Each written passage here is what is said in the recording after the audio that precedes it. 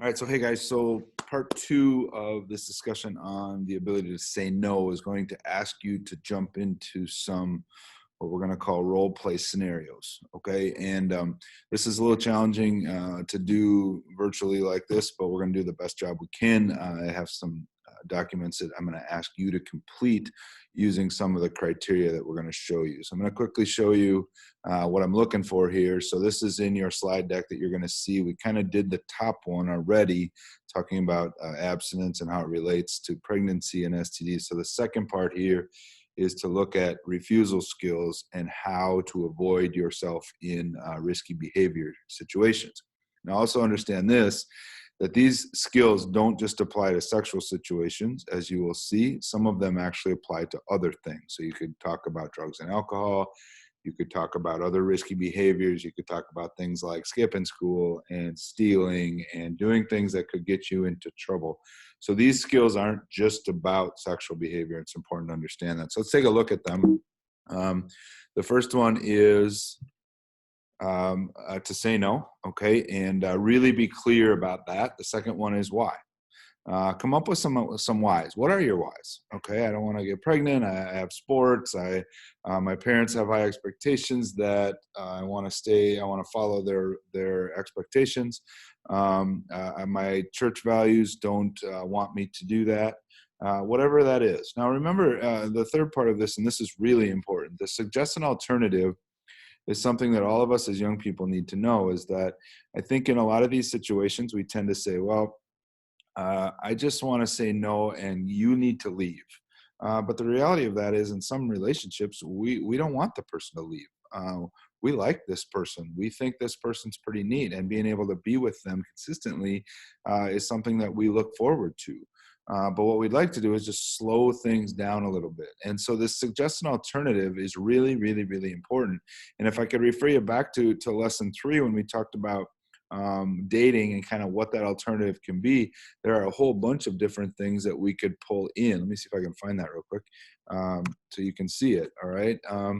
And so these are the points that we're talking about, and they're right here. What are the things that you could do in this situation to make your relationship better? And so when we talk about alternatives, one of the things I want you guys to script in is not just no, but what are we going to do instead?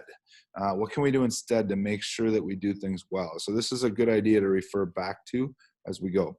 Okay. After that, if you're not getting what you want, you may need to get out of the situation. So if you need to leave, you need to leave. Sometimes people don't respect what you want, and they have their own agenda, and that's not okay. You are in charge.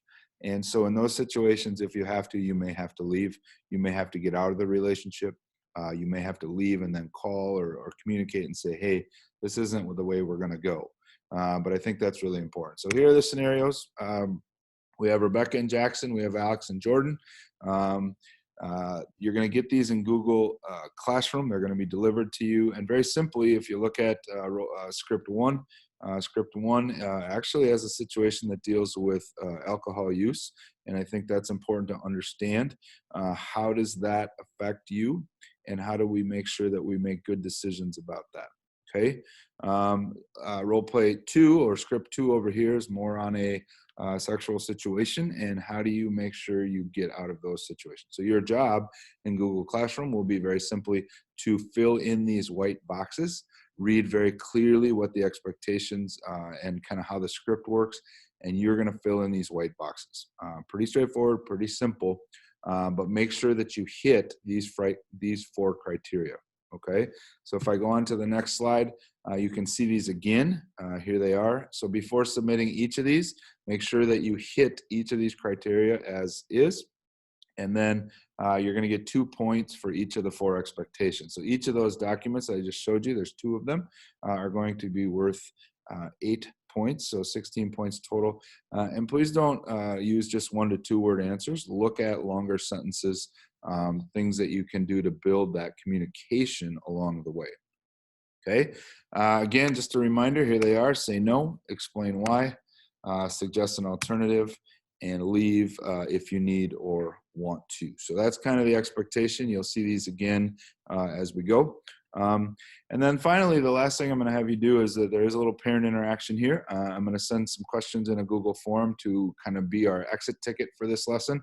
And I am going to ask you to spend some time with an older person in your life and ask them some questions about this topic. And I know this is a challenging one.